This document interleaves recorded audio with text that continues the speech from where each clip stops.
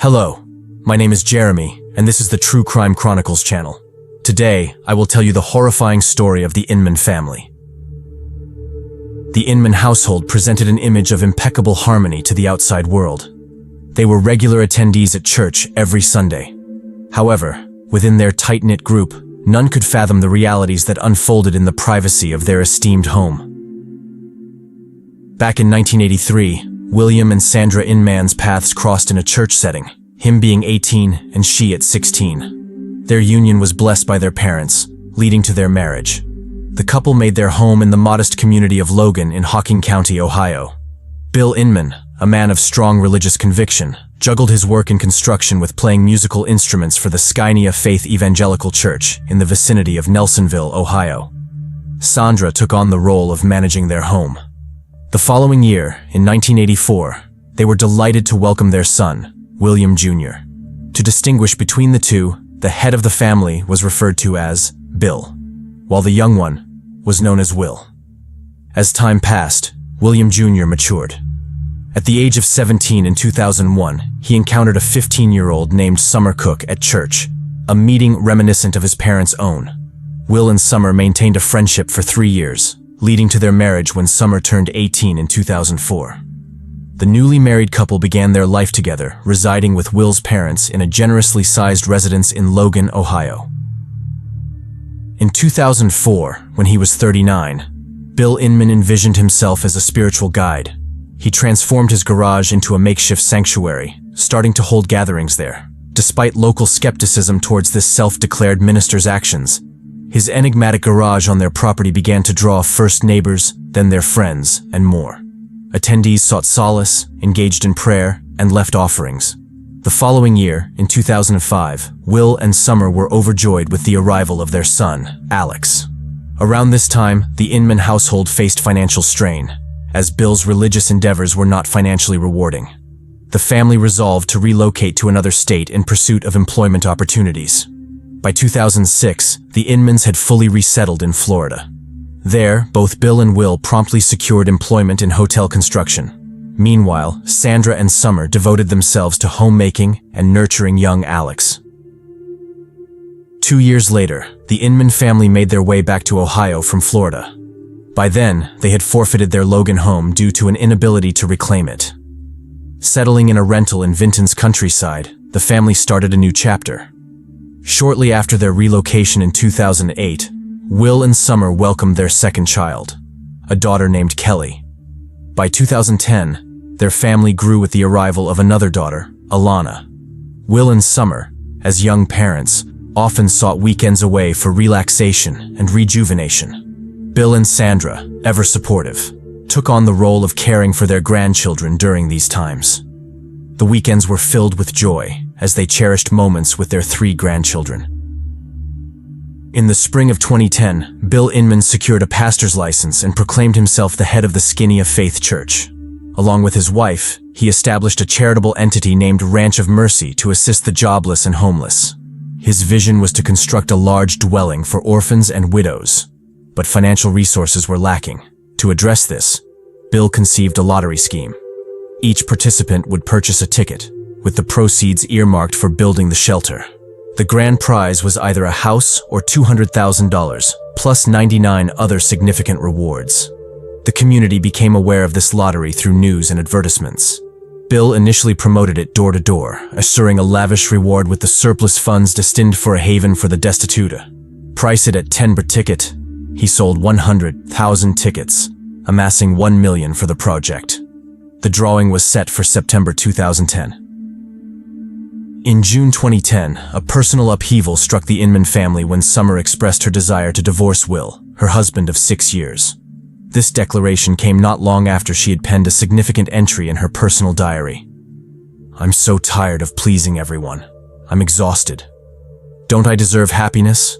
Don't I deserve to love someone again and feel loved in return? I don't know if now is the right time, but I want to tell Will everything. I feel terrible. I think he deserves to know the truth. He should know that I don't want to be with him anymore.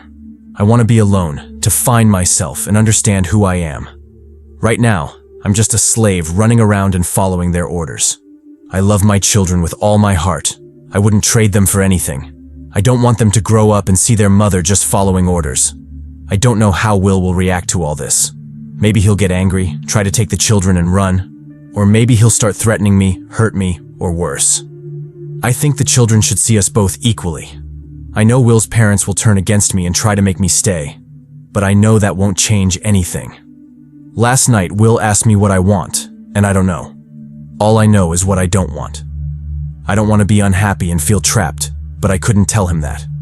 So I just sat there in silence. Every day, all I want to do is cry and sleep. Nothing more. I just don't know how to get out of this situation and make everything okay. Hopefully, when I make my next entry, I'll understand how to solve everything. Summer proceeded with the divorce and departed from the Inman residence, taking her son, both daughters, and her personal effects. They found refuge at the home of Summer's parents. Wishing not to sever the bond between the children and their father, she permitted visits with their dad as well as their grandparents. 2 months post-separation, in August 2010, Summer began a relationship with a man named Adam Peters. Concurrently, she secured employment at a bank in Logan's downtown area, assuming a cleaning role due to her limited educational background. September rolled in, marking the scheduled time for the Ranch of Mercy's house raffle, spearheaded by the Inman family. However, construction on the prize house had not commenced.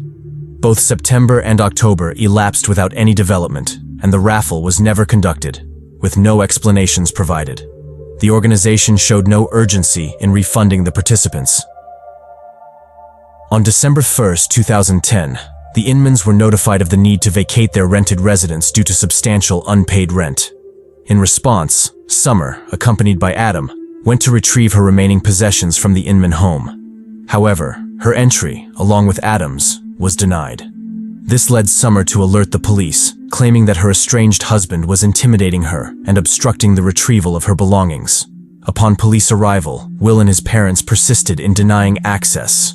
Will escalated the situation by threatening Adam and clashing with a police officer. Summer proceeded to file a legal complaint against Will. She reflected on their relationship, noting its idyllic nature prior to marriage, but lamenting a stark transformation post-marriage. Will's behavior reportedly became overbearing, exerting control over aspects ranging from her diet and household responsibilities to intimate matters. She was not permitted to sleep without his approval and was confined to their home, deprived of access to her phone and keys. Summer revealed Will's desire for a large family, his interest in polygamy, and his online activities on related websites, including posting inappropriate images. She also disclosed his threats of harm if she pursued divorce and mentioned the mysterious disappearance of her cats, which he nonchalantly attributed to them escaping through an open window, a claim he made with apparent amusement. Following Summer's allegations, Will presented his side of the story. He justified confiscating Summer's phone and keys, suggesting his suspicion of her infidelity.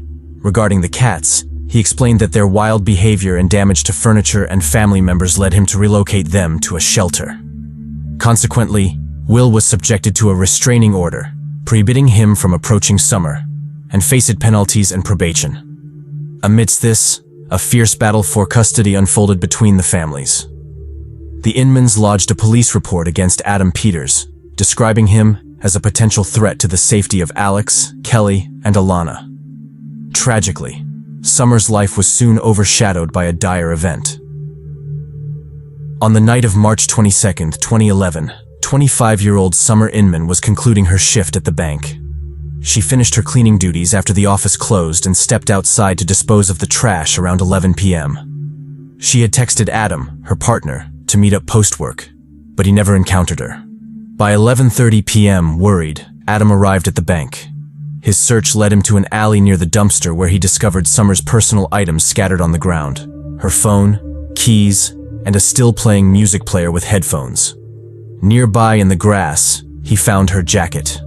Adam promptly contacted Summer's parents, informing them of the situation and Summer's absence. He stressed the urgency of contacting the police. Initially, the parents reached out to the bank, speculating that Summer might have stayed for overtime work and misplaced her belongings. However, the security personnel were unaware of her whereabouts. Subsequently, they alerted the Logan police to report Summer missing. emphasizing her typically punctual nature and rare late stays at work.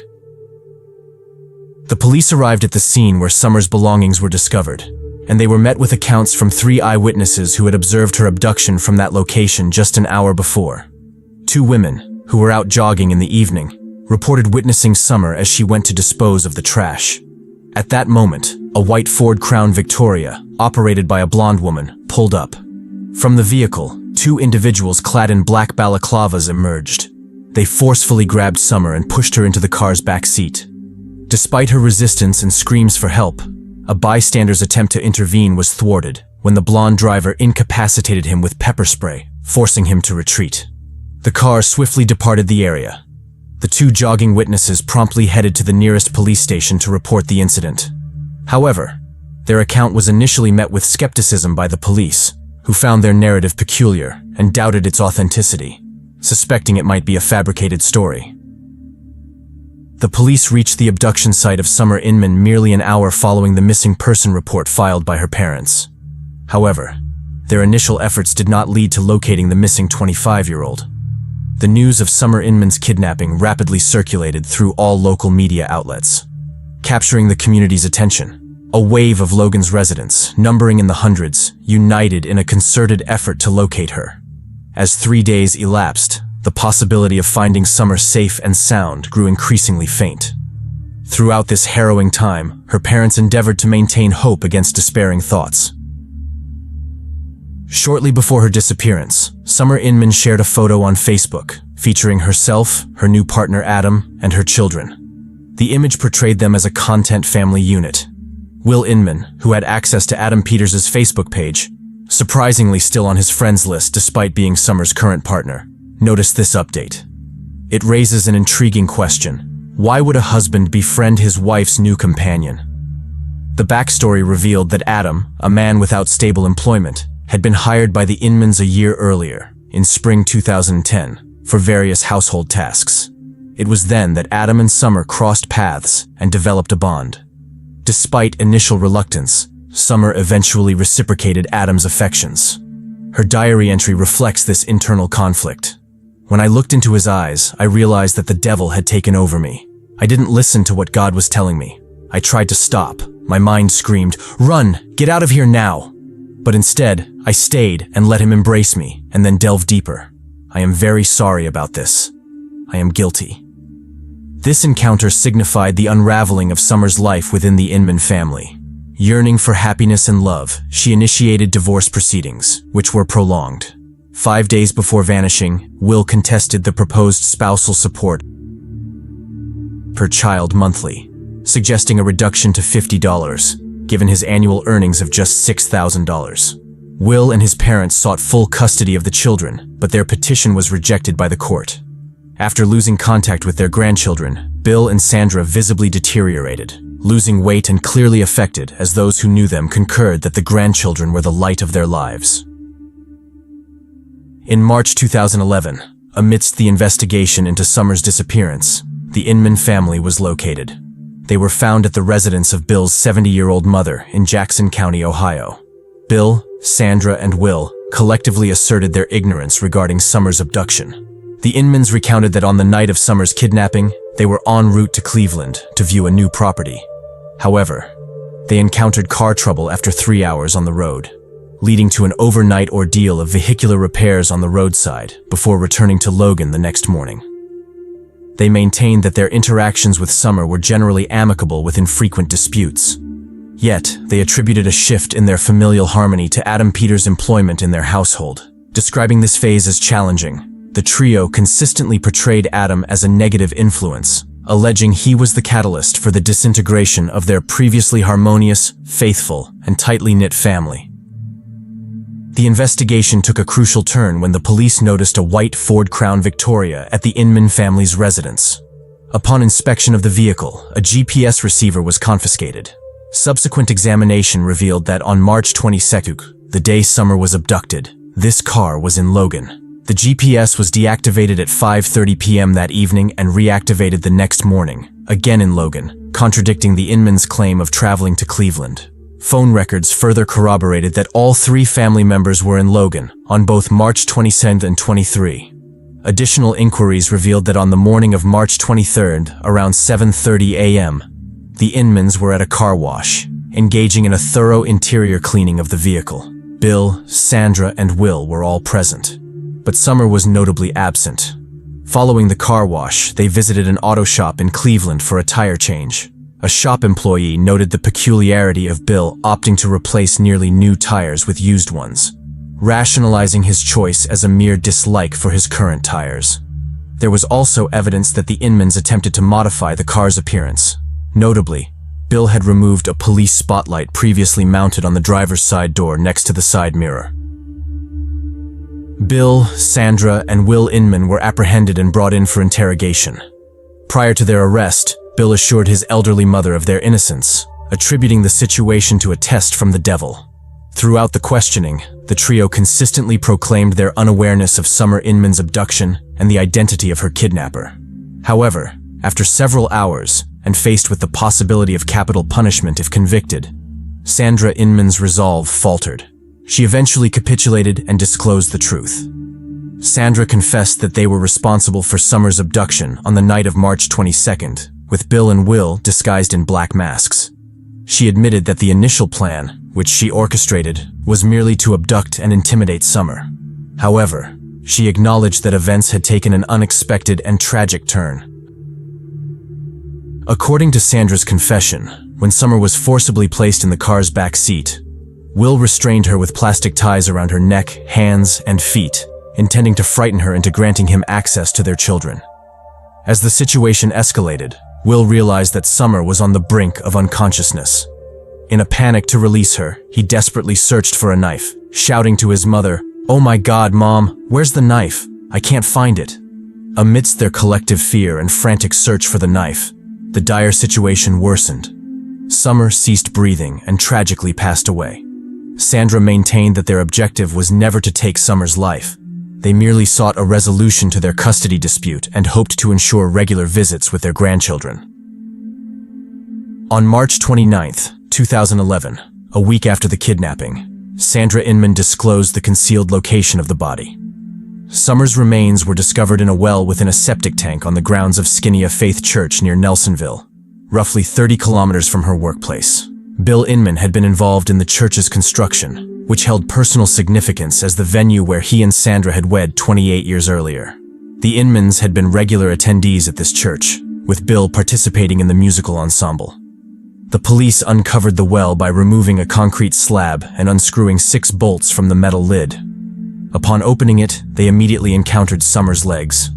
She had been cast headfirst into the septic tank, still clad in her work attire. Her black t-shirt bore the ironic inscription, "I don't have anger issues, I have issues with idiots."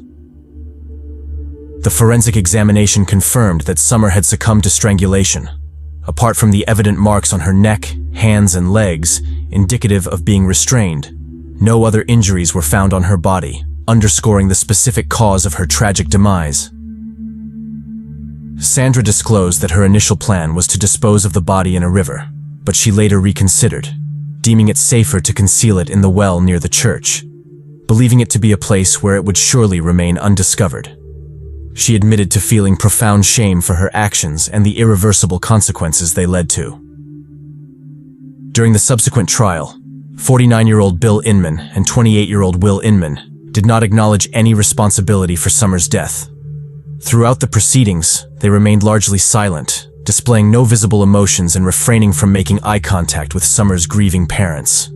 In contrast, 47-year-old Sandra Inman was the sole family member who acknowledged her role in the tragic events. She continued to assert that the scheme to intimidate Summer was her own doing. In a poignant moment before the sentencing, Sandra, overwhelmed with tears, faced Summer's parents and pleaded for their forgiveness. Her speech, though muddled by her emotional state and tears, conveyed a clear sense of regret. Sandra expressed that she viewed Summer as a daughter and lamented that if given the chance, she would unequivocally reverse her catastrophic decision. In 2012, the verdict was delivered, and all 3 members of the Inman family were convicted. Bill and Will Inman were sentenced to life imprisonment without the possibility of parole. Sandra Inman received a life sentence with eligibility for parole after serving 15 years. However, Among their close friends and fellow church members who were familiar with the family's patriarchal dynamics, there was skepticism regarding Sandra's role as the mastermind behind the crime. It was widely acknowledged that Bill held the dominant position in the family, typically having the final word in any matter. Will, on the other hand, was perceived as a pampered child whose every wish was catered to by his parents. Those close to the family speculated that Sandra's confession and acceptance of blame were strategic attempts to reduce the potential legal consequences for her husband and son. Alex, Kelly, and Alana are still being raised by the family of the deceased Summer. For a long time, they couldn't explain to the grandchildren where their mother, father, grandmother, and grandfather had gone. If you found this story interesting, please like the video and subscribe to the channel. Also, don't forget to write your opinion in the comments. This was Jeremy. See you in the next video.